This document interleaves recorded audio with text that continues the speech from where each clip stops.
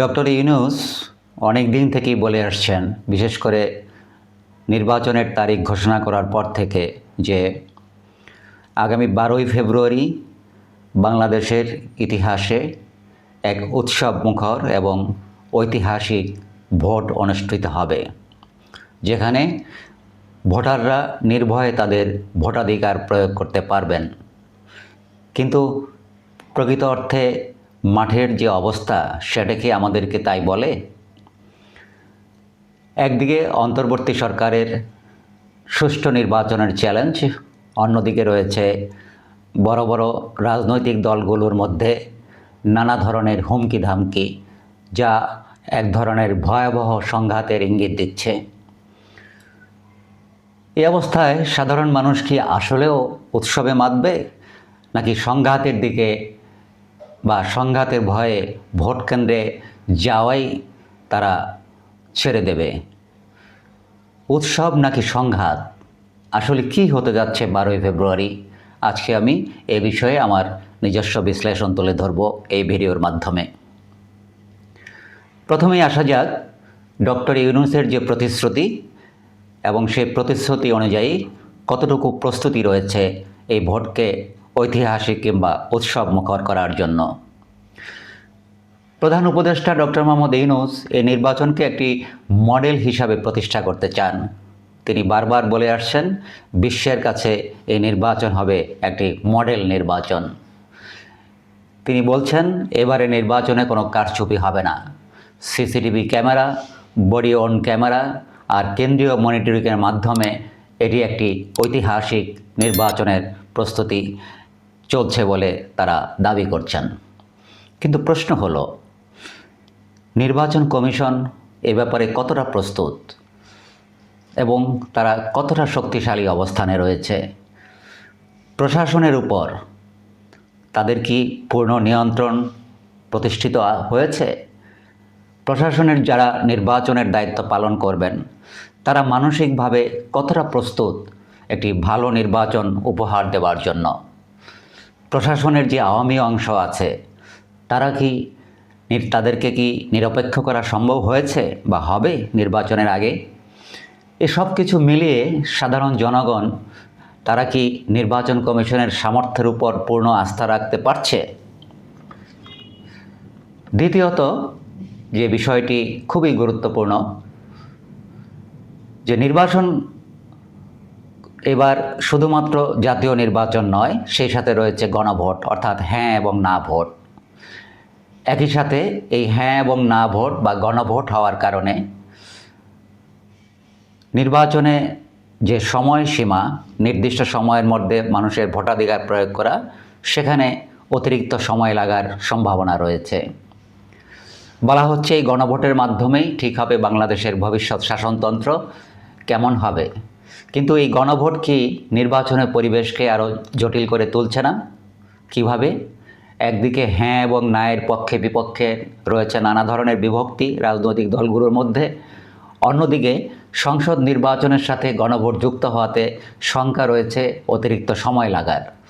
নির্দিষ্ট সময়ের মধ্যে কি সব ভোটার ভোট দিতে পারবেন, সে বিষয়টিও একটি বড় প্রশ্ন হিসাবে দেখা দিয়েছে। তৃতীয়ত, ইতিমধ্যেই অনেকেই নির্বাচনের দিন অর্থাৎ 12ই ফেব্রুয়ারি নানা ধরনের সংঘাতের আশঙ্কা করছেন।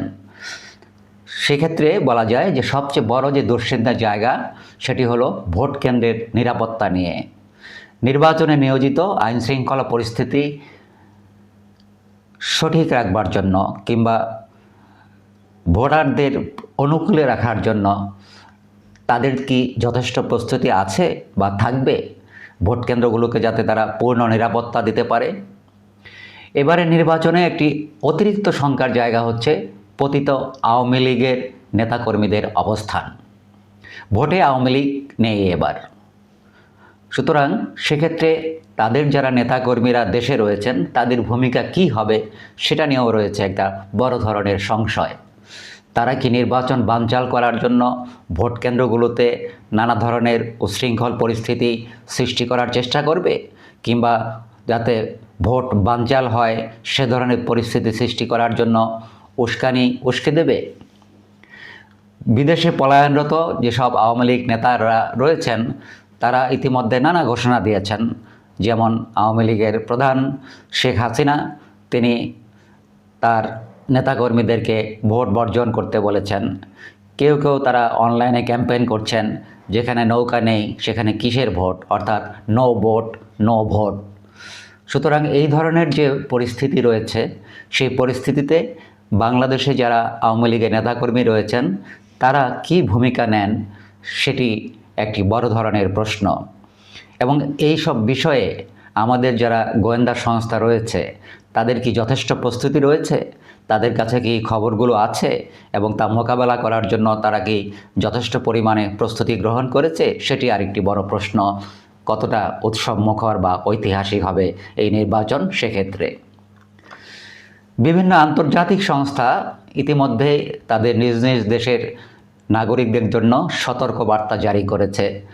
তারা বলছে বা এই সমস্ত সতর্ক বার্তায় বলা হয়েছে যে 12ই ফেব্রুয়ারি নির্বাচনকে কেন্দ্র করে রাজনৈতিক সংঘাত কিংবা চরমপন্থী হামলার ঝুঁকি রয়েছে। 10ই ফেব্রুয়ারি থেকে মোটরসাইকেল এবং 11ই ফেব্রুয়ারি থেকে সব ধরনের যানবাহন চলাচলের উপর নিষেধাজ্ঞা দেওয়া হয়েছে। তাহলে উৎসবের কথা বলা হলেও এইসব কঠোর বিধিনিষেধ আর রেড অ্যালার্ট মানুষের মনে কি এক ধরনের ভয় ঢুকিয়ে দিচ্ছে না?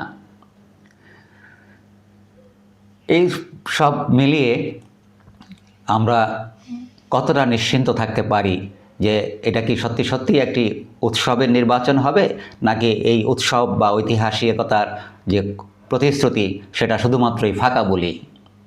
আপনারা আমার থাম্বনেইলে দেখেছেন আমি উৎসব নাকি ফাঁকা বুলি এই শব্দটি ব্যবহার করেছি। কারণ যদি পর্যাপ্ত পরিমাণ ভোটার কেন্দ্রে না আসে আর রাজনৈতিক দলগুলির মধ্যে যদি সংঘর্ষ শুরু হয়, তবে ডক্টর ইউনূসের এই ঐতিহাসিক নির্বাচনের স্বপ্ন অনেকটাই ফিকে হয়ে যেতে পারে। বিএনপি এবং জামাতের মধ্যে যে অদৃশ্য ক্ষমতার লড়াই চলছে, নির্বাচনের দিন তার বহিঃপ্রকাশ ঘটার সম্ভাবনা একেবারেই উড়িয়ে দেওয়া যায় না। এটাকে কেন্দ্র করে ভোট কেন্দ্রগুলোতে নানা ধরনের সংঘর্ষ এবং মারামারি হওয়া শুরু হয়ে যেতে পারে। শেষ পর্যন্ত 12ই ফেব্রুয়ারি কি বাংলাদেশের ইতিহাসে নতুন দিনের সূচনা করবে, নাকি এক বড় ধরনের সংকটের জন্ম দেবে? এটি নির্ভর করছে নির্বাচন কমিশনের নিরপেক্ষতা আর রাজনৈতিক দলগুলোর সদিচ্ছার উপরে।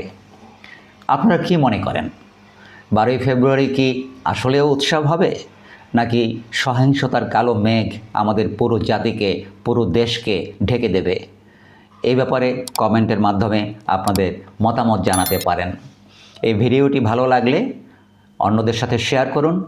আমাদের পরবর্তী ভিডিও হবে নির্বাচনে জিতলে বিএনপি কি জামাতকে নিয়ে জাতীয় সরকার গঠন করবে? এই গুরুত্বপূর্ণ রাজনৈতিক বিশ্লেষণটি শুনতে চাইলে এখনই আমাদের চ্যানেলটি সাবস্ক্রাইব করুন এবং বেল আইকনটি চেপে রাখুন। সবাইকে ধন্যবাদ।